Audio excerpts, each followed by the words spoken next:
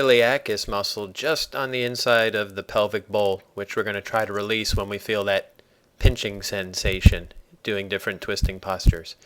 Here's the ASIS on my model, and then what we're going to do is we're going to curl our fingers in so they're on the inside of the pelvic bowl, and then we're going to just give a little bit of a rub or a press.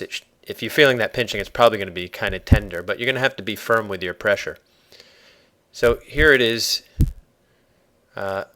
saying I lifted myself up out of a revolved side angle. Find that ASIS, and then curl the fingers in, again pressing the fingers onto the inside of the pelvic bowl, and if you fold forward a little bit, it should soften it and get it to release a little bit so you can work your fingers in there a little bit better.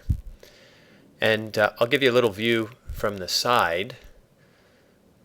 Here I am. Find that ASIS first again.